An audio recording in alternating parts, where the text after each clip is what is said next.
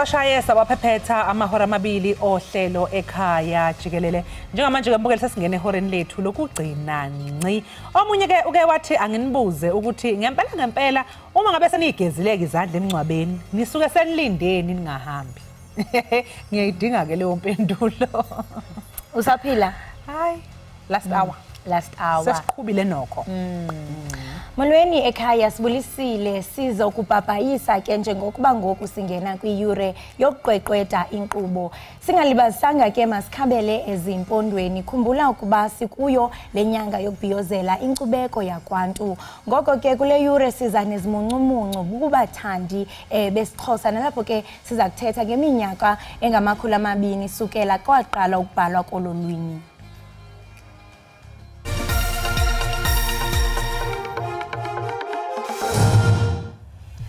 Umongameli uCyril Ramaphosa uthi ziyamchulumancisa indaba zokuba uMzantsi Afrika uza kubamba iqonga lengxoxo malunga nomthetho wokukhula kwamathuba eAfrika kweyenkanga. Ebethetha ke eNew York emva kokuzimasa indibano yezizwe ezimanyeneyo. Hallelujah linamandla kamali kaJesu. Sanibonani babukele emakhaya, igama lami uSibubhana the gospel dude, ngila ekhaya jikelele. Keep watching ekhaya jikelele, simphathele kumnandi umdlalo neindaba nayo yonke into oyithandayo. God bless you.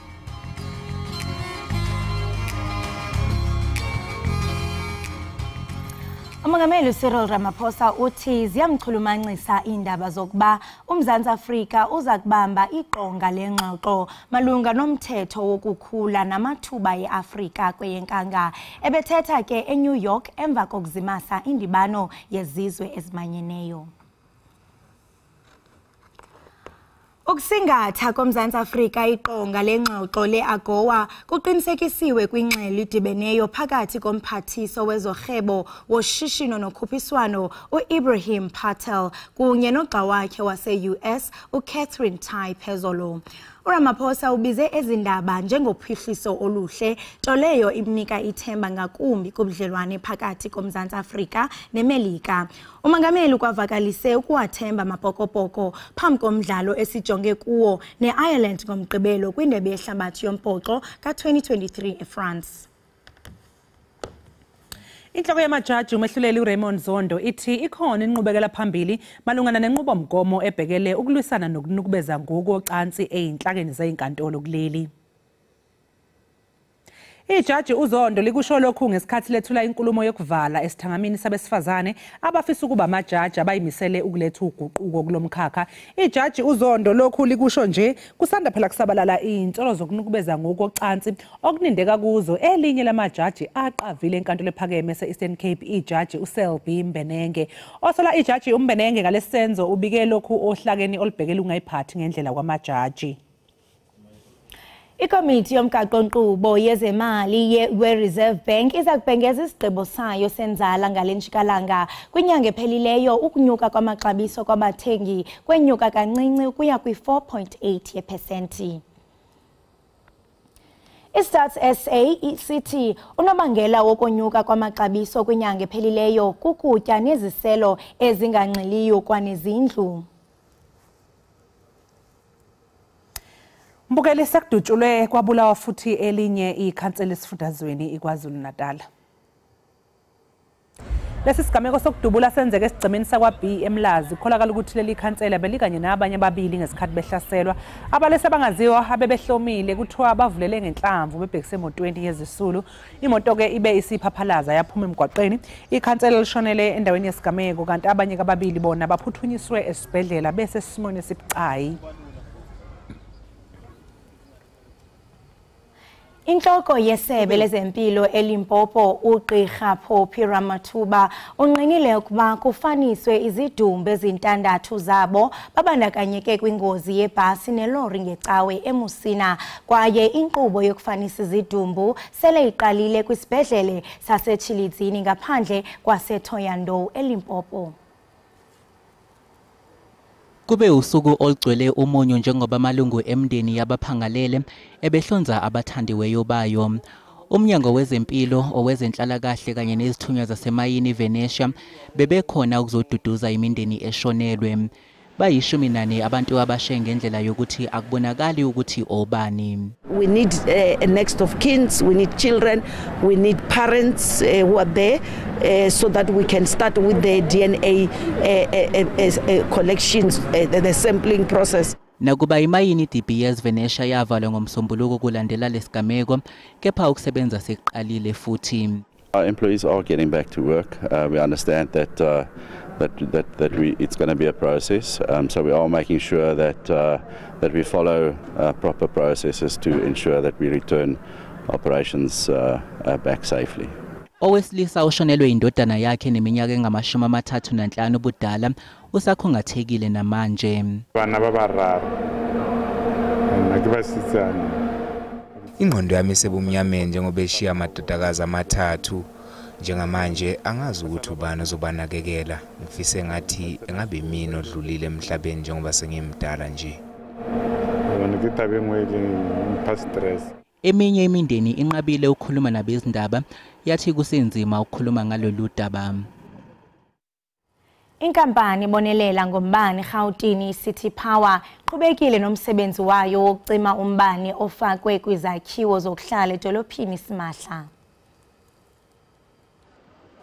Umkhandlu dolobha iGoli ubambisene nenkampani ephakela ngogesi eGoli iCity Power baphume umkhankaso ezindaweni ezisenkabeni yeGoli benqamula izintambo zogesi ezakhiweni okuhlalwa kuzo ngokungemthetho futhi ezingakhokheli ugesi. We are doing that to get our money that people owe the city of Johannesburg. Money that is owed to City Power only. We talk of give and take 10 billion rand. That's a lot of money. So as a city, we have a target of 4.7 billion that we must collect monthly. So we are not getting that money. We are sitting at 3.something billion. Okwamanje leli dolobha libhekene nengqinamba yabantu abaphinde bazixhumele ugesi ngokungemthetho uma usunqanyuliwe. Now we're going to go across the street. One of the buildings that we cut off last week has actually reconnected themselves back. So we're basically going to conduct level 3 cut off there so that they are not able to even reconnect themselves back. Ziyisishiyagalombili izakhiwo ezihanjelwe namhlanje, kanti-ke esinye sezizathu zalokhu ukusha kwezakhiwo sokuba insakavukela kuleli dolobha. Also again, we are doing this program because at the fire that happened some weeks ago, you know, it requires that as a city government, we must just do something to deal with these illegal occupied buildings across the city. And now this is part of the action that we are going to do to deal with them successfully. So others are occupied by people who we can't account, we don't know them. Others come from abroad and so on, what have you. So this is a problem. We are here today as a follow-up of last week because we got the feeling that it was resistant. Kulindeleke ukuthi lo mkhankaso uqhubeke nangesonto elizayo. Untombazane Mtsizela oneminyaka engama-35 ubudala nezingane zakhe ezintathu babekwe endaweni yabo yokugcina eJabavu ePort St John's eEastern Cape. Umtsizela usolwa ngokudlisa ushevu izingane zakhe ngesonto ledlule ngaphambi kokuba ayibulale naye. Imeko enzima, usizi lubhalwe ebusweni kubazili. Ngelixa kufika imizimba emine, abazili basothule isikhalo. Le meko yothusa abantu abaninzi elizweni laseMzantsi Afrika. Usapho lusadandathekile emphefumulweni. Basothukile kakhulu abantu kakhulu apha ekuhlaleni akukabi kuhle ncam andiqonda bayawuthi emva kokuba sebeyibekile imizimba le kunqabaqinisekayo ke ngokuba yenzekile nyani lento abakaqiniseka ukuba yenzekile. Ngoku ngabantwana abathathu babulewe ngunina wasibulala. Loo nto ke kwelinye icala abanye bathetha ngento ukuthi mhlambe indlala. Kodwa ke mna kandifuna ukukhuthaza abantu bakuthi ukuthi masingabi saxhomekeka only kwinto zegrant nentoni. Abantu abaninzi babona singathi indlala nentswelongqesho ngunobangela wezenzo ezimila nje ingakumbi kwiindawo esezilalini. Kukwahlatywe ikhwelo lokuba urhulumente axhaphaxhabhise ngokwenza inkqubo ezawulwisana nendlala. Eyona nto siyikhuthazayo msasazi ukuba le nto yabantu engathi bayibona into ekude le nto esmart city kuphela kwento enophelisa le nto yokuba abantu bade banikezele kuba bebona ingathi ikamva labo alikho ulungileyo. Abantu abaninzi bathi izenzo zokuzibulala kwabantu kwiphondo leMpuma Koloni ziyazisanda yaye bafuna urhulumente enze nangakumbi uqinisekisa ukuba imikhuba enje iyapheliswa. Dinkululeko Nyembezi weendaba ze-SABC ePort St John's.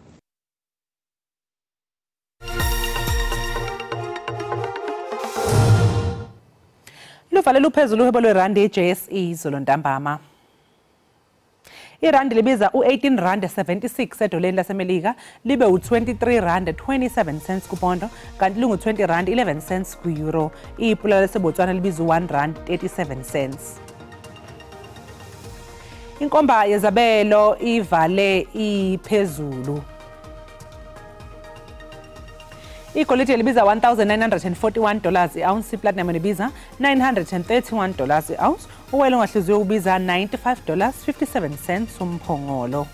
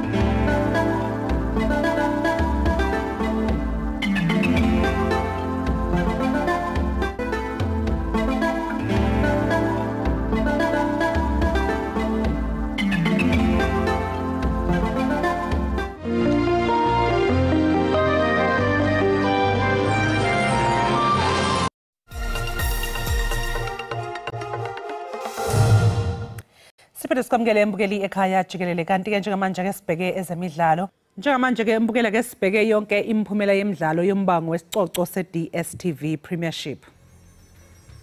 Njengoba ke sike sakubonisa kulombiko ngenhla, iMamelodi Sundowns ibuye namaphuzu agcwele iguqisa ezimnyama iOrlando Pirates ngegoli elilodwa eqandeni. Komunye umdlalo basaqhubeka ukukhala emathonsi abalandeli beKaizer Chiefs njengoba ikhale ngaphansi ngegoli eqandeni ibhekene neSuperSport United. Kusenjalo iTS Galaxy ivakashela iCape Town City, lamaqembu ke abambane ngeqanda ingekho egobe uphondo. Emidlalweni wokugcina isikhukhune United ithele othulini iRoyal AM ngegoli eqandeni, kanti ke emqhudelwaneni we-UEFA Champions League iReal Madrid itholane phezulu neUnion Berlin yanqoba leli qembu ngegoli elilodwa eqandeni. Kanti ke emidlalweni obuhle abahlosile bekubhekene iBayern Munich neManchester United. Kulomdlalo keMunich idle umhlanganiso ngamagoli 4-3, kanti iArsenal ibhubhise iPSV ngembudlu yamagoli 4 eqandeni, kwase kuthi ke Sevilla yabambana ngegoli elilodwa neLens. Ibanyana izakudlala kokuqala sukela kwaphela indebe yehlabathi yamanina. Eliqela ke lizakudlala neMelika kwimidlalo emibini yohlobo kule veki kwelaseMelika. They have a lot of challenges with visas, and late withdrawals also through injury and medically. It was very difficult to replace if we couldn't get visas. But the players that are here, 21 players, we're just hoping that no one gets injured again. But I see the enthusiasm, I see the commitment, and I see the willingness to play. So, it might have been a smaller squad, but it's enough players to be able to rotate. It's enough players to be able to play, give everyone an opportunity, because that's what it's all about as well. You want to get a result, but you also want to test players because you want to see the players that have been with you for a while, who hasn't gotten game time, can they step up?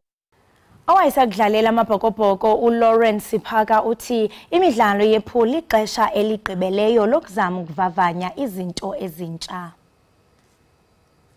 They're crying foul about it, but I'm sure a lot of teams are really looking to it and see the effectiveness of it and how you go about it as well. And if you look at it as well, you probably the one person, the one split that you see there as well is probably the unlikely character that's only covering one position and everyone else is covering everyone else within the first starting 15. Asijonga kwezemidlalo esinokuzilindela namhlanje.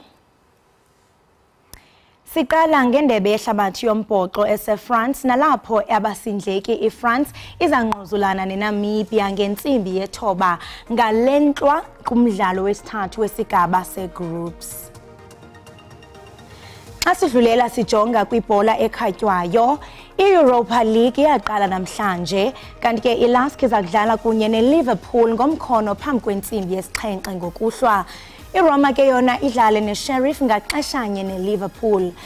Ze ngentsimbi yethoba kudlale iBrighton kunye neAEK Athens kunye nomdlalo ozakuba phakathi kweWest Ham neBecca Topola. Leyo ke imidlalo ezakudlala ngentlwa yanamhlanje.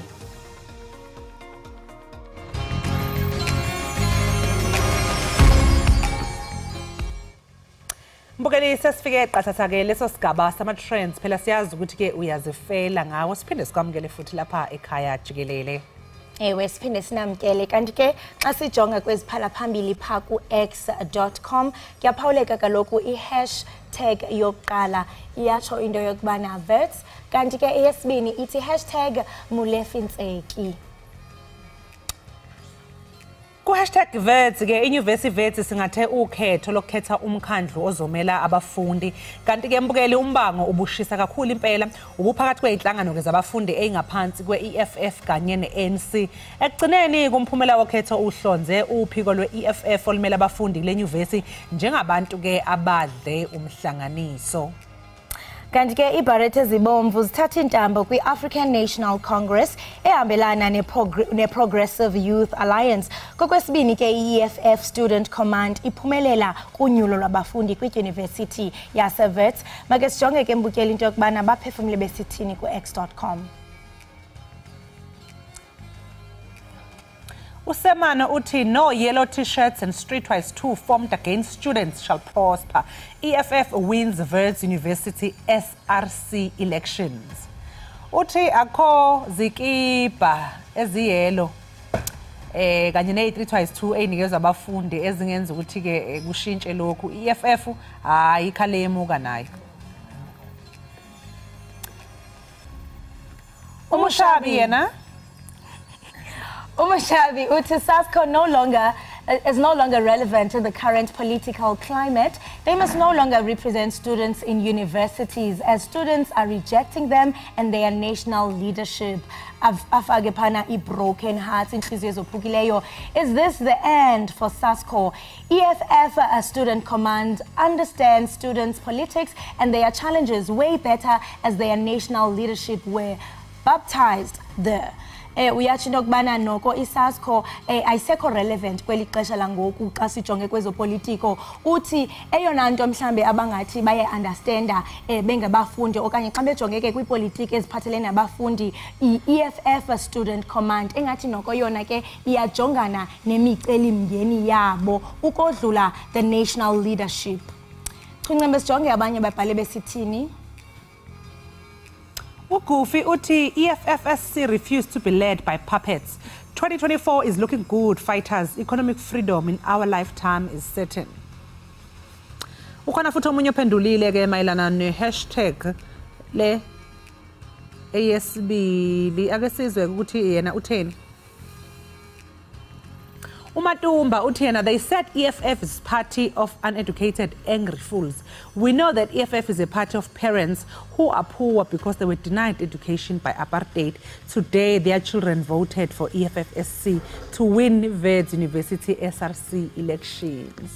Uthi bathi abantu iqembu le-FF nje liphethe abantu abangafundile futhi abagcwele intukuthelo. Uthi thina siyazi ukuthi i-FF iyiqembu labazali abahlwempu njengoba phela babe ngakwazanga ukuthola imfundo ngenxa ye-apartheid. Namhlanje abantwana babo ke bavotele i-EFFSC ukuze ke ibahole lapha ya eWits University.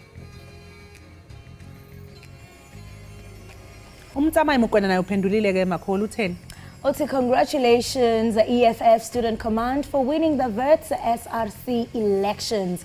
Ayike uyabahalalisela ngokuba bathe baphumelela njengoko ke siye sachaphazela kwinqaku lethu. Asazi noba ke ziphelile okanye saqhubeka nokufunda i-comments.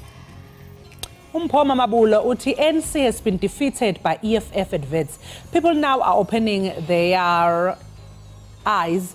ANC leaders are lining their pockets while ordinary South Africans suffer. It's a betrayal of trust and a slap in the face. We are sure nayo beba ukushuthi nayo be announce laphana ukuthi hayi EFF ikhale yemu kwimpela laphana nobuholi kwi student council sasevets. Red Beret uthi EFFSC has won Wits. This is massive. Congratulations to all our young brothers.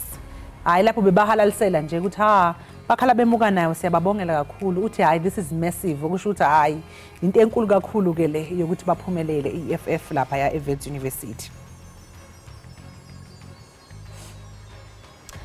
Uthepo uyasho ukubana we wake up to the news that the EFFSC is in charge at Wits. The students sent a very clear message about their stance. They want the EFF Student Command and Wits is the home of the EFF Student Command. Ndiyabona nalapho into okubana abantu bayavuya bathi hey sivuke sichulumancile kakhulu zezindaba.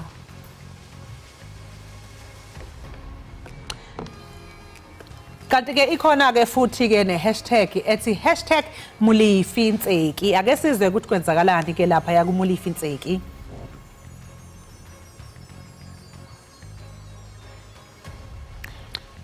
Bekuyihlandla lesibili ke abalandeli beKaizer Chiefs bezama ukuhlasela uMulifintseki ngelithi akasule ngokusheshsha emsebenzini wakhe njengomqeqeshi weBafana noma ke wabafana basephefeni Nxolise Mbukeli. Isigameko sokuqala ke senzeke enkundleni yaseMbombela emasontweni ambalwa edlule emva kokuthi amakhosi ekhale ngaphansi ngegoli elilodwa eqandeni ebhekene neTS Galaxy. Kulo mdlalo umkhonto wagwaza Ekhaya kwazise igoli langena ngoBrandon Peterson ogijimela wona ke amakhosi. Emva kwamsuzwana nje kwenzeka lesi sigameko ke esinye seyikhulu seKaizer Chiefs uBobby Mtawungi zisamile ke noma ke sizamile ukuthi sidambise isimo ngokunxusa abalandeli beqembu lakhe kuba phela bangathathi ngolaka kepha ke hayi kube enhlanga imuka nomoya njengoba abalandeli bebengafuni ngisho nokumuza ukuthi uthini kubo ubonakele ke emile lapha engungwe ngamaphoyisa ezama ukwehlisa esho ngezandla ukuthi hayi yehlisani imoya kodwa hayi asibonanga ukuthi abantu bakwazile ukuthi behle ngendlela bebecasuke ngayo ke abalandeli beKaizer Chiefs. Akasizwe ukuthi ke babukele ku-x.com bona bathini. uCashmani uthi we need a coach. Ntseki is clueless. Management has invested good resource in form of players and other unknown to me, but Ntseki yena he must hit the road at Kaizer Chiefs. Uthi cha iKaizer Chiefs yona yenze kahle ngokuthi ke ifaka imali ekutheni ithenga abadlali but nje ke inkinga hayi Ntseki lo ngeke ababoni kahle ukuthi ngathi umqeqeshi right kusho uCashmani ke lokho. Unkosinathi Makwa uthi Kaizer Chiefs fans are once again attacking Ntseki, throwing objects at him. Ntseki better win the coming #MTN8 match against Sundowns. I don't know what will happen if he loses.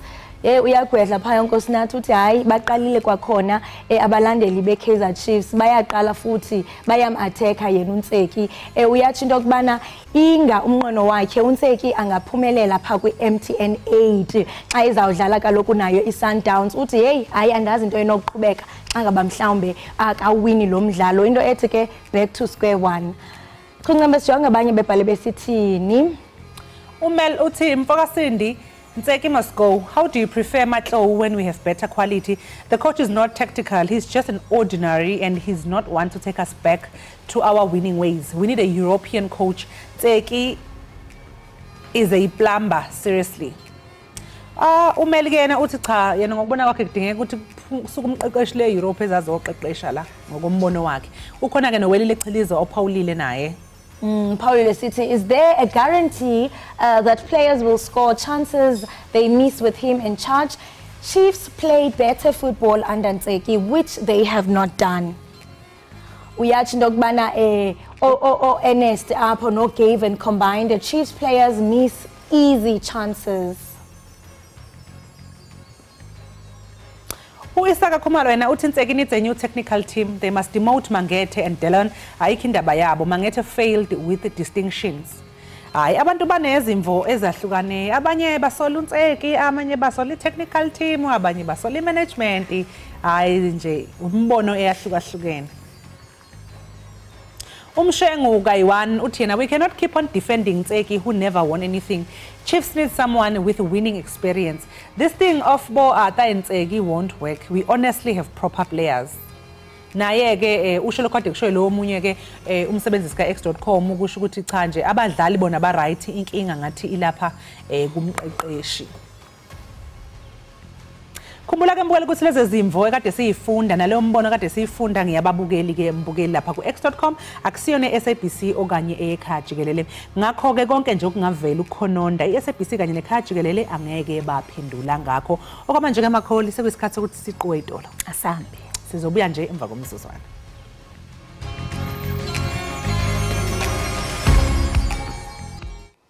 Mbukeli isiphilo sikamkeleke lapha ekhaya Jikelele. Sibonga kakhulu ukuthi ke usahlanganyele kanye nathi. Kanti mangabe siqhubekela phambili nezindaba esiniphathele zona, sike sabika ukuthi kudutshulwe kwabulawe elinye ikhansela esifundazweni iKwaZulu Natal. Lesi sigameko sokudubula senzeke esigcemeni kwaB eMlazi. Ukuthola kabanzi ke mbukeli ngalokho sixhumana nosihlalo wesifunda iMoses Mabhide eThekwini uNjabulo Mtolo. Mtolo asikubingela sikamkele lapha eSABC ekhaya Jikelele. Ngibonge msakazi ngibingelele kuwe nakubabukele emakhaya. Sibonga kakhulu ngesikhathi sakho mnumzana uMtolo namhlanje ekseni. Ake sike nje usichazele kabanzi ngalesi sigameko ukuthi ingabe kwenzekeni. Ya msakazi ngiqale ngilungise la ukuthi ngusomlomo noma umkhulumeli weANC eMoses Mabhida region esemgungundlovu. Hayi eThekwini. Esingakusho nje msakazi kulolu daba olokuthi okokuqala sifisa ukuthumela amazwi enduduzo emndenini kanye nabo bonke abathintekile kulolu daba including ama comrades ethu eANC. Esikuzwile ukuthi izolo ngekhathi zantambama abalisa abangaziwa bavulele ngenhlamvu emotweni ebekade ino comrade wethu ucomrade uMzwandile Shandu obekade ikhansela kaWard 7 ngaphansi komkhandlu wasemkhambathini la khona ke umfowethu adlulele khona endaweni yesigameko abanye kade ihamba nabo balimele kanzima and basathola ukwelashwa esibhedlela. Asikakabunayo imininingwano egcwele ukuthi kahle kahle bekade kwenze njani kodwa ke amaphoyisa asaliphenya udaba sinethemba lokuthi uma sesekuphele uphenyo siyobe sesinikezwa ke amaqiniso ukuthi kungabe yini eyenzakalile obani abathintekayo and bekade kwenze njani. Mtolo zibonakala zandi igameko zokubulawa kwamakhansela esifundazweni nje kwaZulu Natal. Ingabe ngokubona kwakho mhlawumbe isiphi isisombululo zinganqandeka kanjani lezi igameko? Zibukeka zanda kakhulu umsakazi igameko uqinisile and okubuhlungu ukuthi abaholi abangazo babulawa kakhulu noma amanye amaqembu ethintekile kodwa iANC iyona nhlangano ebukeka ngazuthi iluza kakhulu amakhansela. Esicabanga ukuthi kumele kwenziwe ukuthi okokuqala kumele abomthetho basebenze kanzima ukuqinisekisa ukuthi wonke lama cases lawa already asekhona ayakwazi ukuthi aphethwe kahle ababulali noma basolakala ekubulaleni bakwazi ukuthi bagwetshwe. Kodwa ke into esibukayo esibhekene nayo ngoba akuzona zonke izigameko ezenzakalayo othola ukuthi zihlangene mhlawumbe nezepolitiki.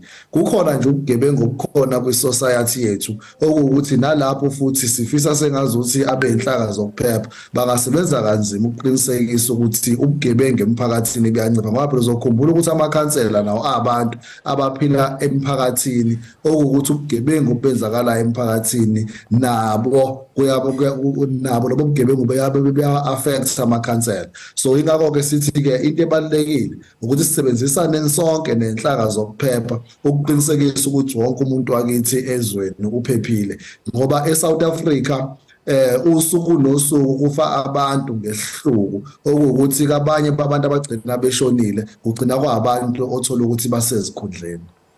Yebo Mtolo ngiyakuzwa ke ubalula nje ke ukuthi kune general crime nje ekhona vele ezweni kodwa ke kulolu daba lwamakhansela ake sincike ngalapha njengoba nje ke sike sabika nangesigameko sokubulawa kwelinye futhi ikhansela leNFP khona esifundazweni ukuthi ngiyezwa ukuthi ukhuluma ngokuthi nje kuneyintswelaboya ejwayelekile vele ehlaselile emphakathini kodwa ke ingabe ubona ukuthi na kulolu daba mhlawumpeni olunye olufanayo nalolo lapha sike sabona khona kubulawa amakhansela ebese kusolakala ezombusazwe kukho ukuthi wona amakhansela aqothana odwa sike sabona lapho ungqongqoshe wamaphoyisa ubheka icele ehambele indawo yalapha kwaNongoma nalapho obekwande khona lezi zigameko zokubulawa kwamakhansela ke NFP washo ungqongqoshe ukuthi ke esinye sezizathu kuphakathi kokuthi amakhansela abulala nodwa eqenjini elilodwa ngoba bekufuna kubangwe ikhundla noma ke kusuke kungamaqembu aphikisayo uthini owakho umbono ngalolo daba Msakazi ziningi izathu ezingaholela ekuthaneni lesi sigameko senzakalile kulesi sigaba esikusona ngicabanga ukuthi sizobe singabezwe ukulungiswa uma singase mhlawumbe speculate ukuthi lesi sigameko kungenzeka ukuthi mhlawumbe sihlobene nani but ziningi izathu neziholela ekushoneni kwamakhansela mhlawumbe sisakuvumelana naye umhlonishwa ungqongqoshe wethu ubheka icela ukuthi ziningi izathu ukungabekezelelani kwezepolitiki ukungabekezelelani kwesinye isikhathi even ngisho ngaphakathi abantu besebenzisana kungaba zizathu kodwa esikushoyo ukuthi kuleli cala leli esibhekene nalo asifuni ukuspeculate sithi mhlawumbe kungabe ngale lokhuya mhlawumbe kwenzakala lokhuya ngoba lokho kuzobe kuphazamisa ukusebenza kwamaphoyisa bese emva kwalokho kudidisa nje lonke uhlelo ingakho sithi asifuni ukuhamba phambili sifuna ukuthi abomthetho kube ibona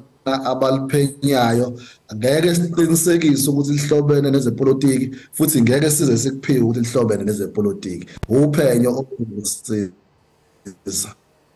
Sibonge kakhulu ke ngesikhathi sakho umhlonishwa namhlanje ekseni sikufisele nosuku oluhle Ngibonga kakhulu umsakazi Lowo ke mbukeli bekunjabulo Mtolo wesifunda iMoses Mabhida esifundazweni iKwaZulu Natal besixoxa naye ke ngohlelo lweZoom njengoba kudutshule kwabulawa ikhansela leANC esifundazweni zibonakala zanda ke mbukeli lezigameko njengoba sake sakubikela nangekhansela leNFP elaqothwa ngenhlamvu lapha yakwa Nongoma okwamanje ke mbukela siqunje ezitolo sizobuya emva komzuzwana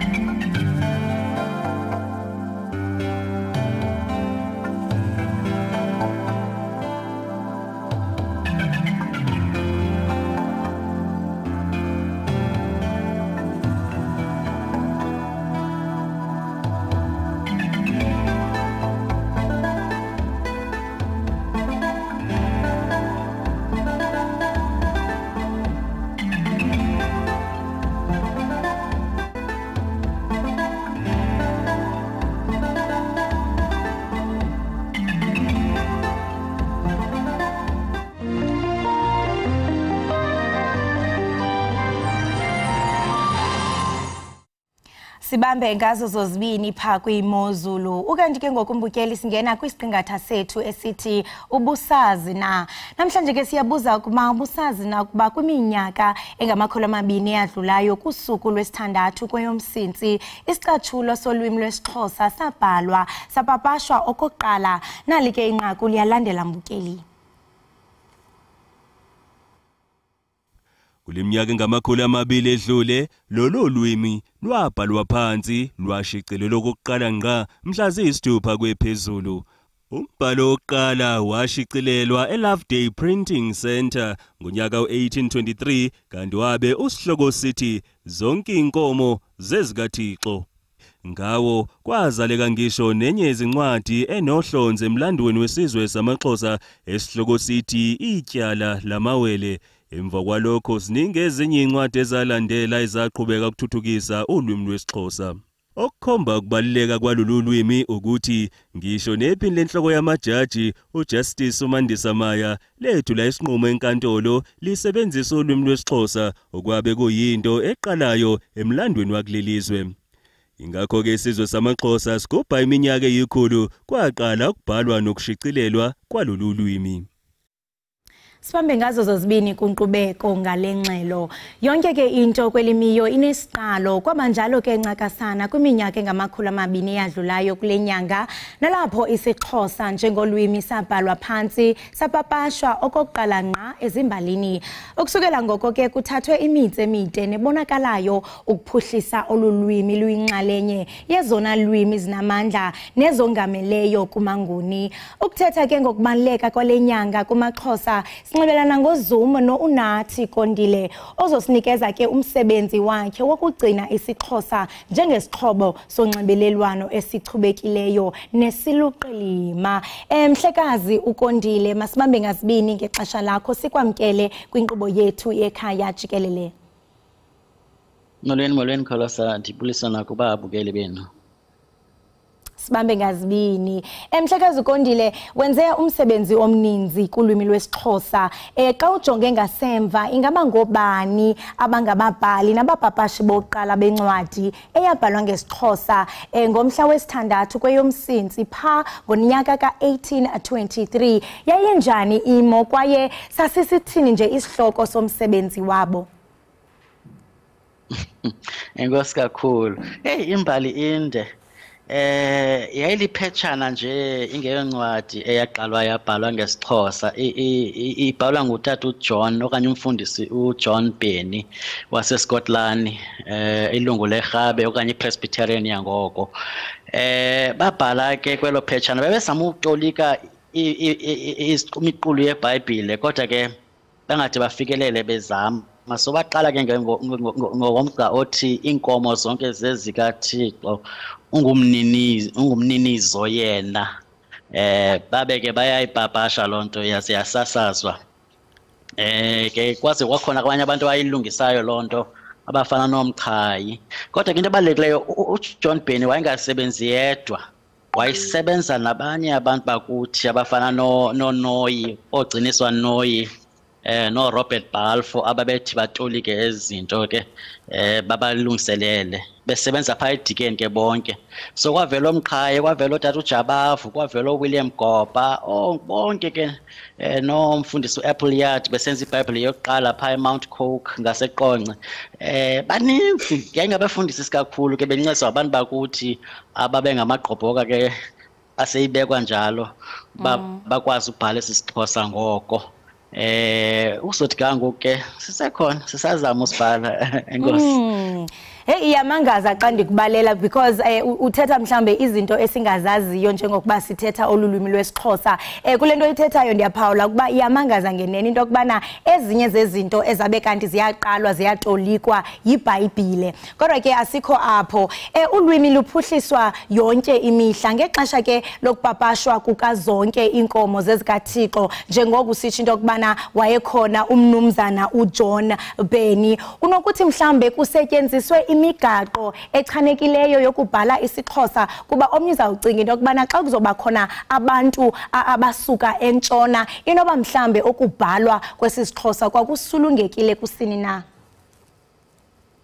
Oh hayi ke shame babengayichananga noko kodwa ke babezama uyawukhumbula isiXhosa sibhalwa ngesiLatin okanye ngesiRoma sisebenzisa iGreek numerals asina symbols zethu zobhala isiXhosa so sisebenzisa okanye sibhala isiXhosa ngesiNgesi so John Benny ke bebehlala phansi bamamele so babeqhawula amagama kwindawo ezingamelanga ziyaqhawulwa uinkomo wayeno ayo yi1 uThixo wangekho H izinto ezolungiswa ezo ngo1920 ngoku babhalayo Jabavu besithi olulimi malubhalwa nendlela sithetha ngayo xa usithi T ukhona H xa usithi inkomo babini I kwakulungiswa nje into ezincinci kodwa akho into ingakwetshintshileyo ngaphandle kwezo zinto ukuqhawulwa kwamagama kwindawo ezifanelekileyo nezininzi kunye nokufakelwa koko H xa abiza amagama kodwa babengekho kude babesondele kule nto siyibhalayo namhlanje. And omnye mhlambe azibuza into okubana xa kuzofikwa kuziswe mhlambe kwenye elogama mhlambe elithi Thixo uba mhlambe igama elithi Thixo ingaba mhlambe lifike nabo okanye mhlambe abasendulo babe nawo mhlambe amagama abebebiza ngawo mhlambe aguqulelwa because akhona mhlambe amagama esiXhoseni ufumanisa into okubana eli ligama lemboleko elithelabiwa phesheya kwamalwandle liyabona bana hayi asosixhosa ncam kodwa ke njengoko ungumthetheleli okanye ulitshanhliziyo eloqoqosho lelwimi zesintu amabali afana nala athi ityala lamawele ingaba uyakholelwa ukuba aye akwazi ukuphumeza oku ewe nangona ke ityala lamawele into yabhalwa ngo1914 Maybe khona ezinye izinto ezininzi sizibhalileyo kodwa akasenzi ngokwaneleyo kodwa ke ityala lamawele likwazile ukuhlala elo xesha lede laguqulelwa langumdlalo kamabonakude naku Netflix likhona ngoku liyadlala apha abantu basabukela lona kodwa ke meba zininzi ezinye izinto esizenzayo akumelanga ba siyovumbulula ngapha ku1914 kodwa baninzi ngabantu abakwazi ubhala isiXhosa kodwa ke igalelo letyala amawele belikhulu kakhulu xa senokuphendula bufutshane. Unyanisile kuba ke ulwimi lona ludlala indima enkulu nebalulekileyo ekugcineni inkcubeko kuba ngenene ufumanise mhlambe umuntu xa singazuzazi indlela lokusabela nendlela esithetha ngayo luyabhanga ulwimi lwethu kwaye ke uba mngaba mhlambe abekho abantu abafana nani abaqinisekisa into okubana luyalondolozwa kungathi kwiminyaka ezayo yangaphambili sibone lubhangile ulwimi kungathethwa kwayeso siXhosa ingamakhulu amabini idlulileyo kupapasho nokubhala ngesiXhosa ungathi oku ke kuyigcine njani inkcubeko yesizwe yamaXhosa usunguleke amaphephandaba esiXhosa amathathu ze wabuya waguqulela amanye khawusixelele banzi ngomsebenzi umsebenzi omde ndandisenza uphando sifundo mna ndikroba izintoni ezazisenziwa kudala ndadibana namaphepha afana nesigidimi samaXhosa esasenziwe eLovedale ngo1870 ndaze ndalivuselele lo phepha ke ngo2012 laqhuba laguquka lalisolezwe lesiXhosa elisaqhubayo nalo namhlanje yayiliphepha lokuqala eliphuma yonke imihla elo ngo2015 lesiXhosa ngo2019 ndaqala elinye iphepha lam eliseMatatiele elenza umthatha Matatiele Kokstad umsebenzi usemninzi wona seninzi into esingakazenzi esingakazibhali ngesiXhosa kusekho izinto esingakabhali asikabhali ngeemoto ngesiXhosa asikabhali iincwadi zokupheka zesiXhosa asikangeni inzulu kwezoqoqosho ngesiXhosa usemninzi umsebenzi ofuneka wenziwe namathuba asemaninzi nalapha esikolweni ba abantwana umzekelo eMpuma Koloni bekumele bafundiswa ngesiXhosa ezinye izinto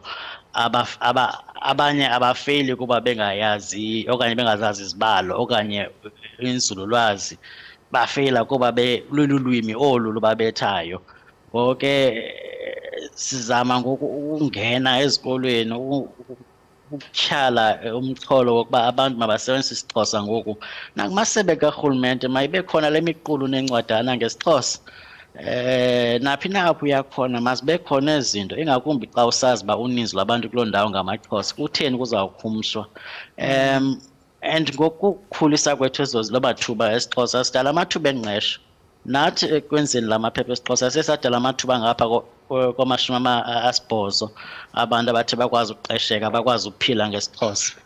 Ndingumuntu omnye uba nomnye angenza loo nto kuqesheka abanye abantu abangama-80 nomnye enze kuqale izinto zibe ninzi noko singatsho sikwazi uba sibe nabantu abakwaziyo ubona isiXhosa njengento enodala amathuba okanye enobaphilisa ngoba ngoku ndibona ngathi abantu mhlawumbi bacinga uba isiXhosa into nje ethethwayo lulwimi nje logqithisa umyalezo kanti inzulu le nto ulwimi ayonto nje yogqithisa umyalezo nguwe bobuni bakho sisipili sakho kwaye amathuba alapho uba nje singavuselela isiXhosa senzeni into ezininzi ngesiXhosa mhlawumbi singatsho sizibone singabantu nathi. Enkosi.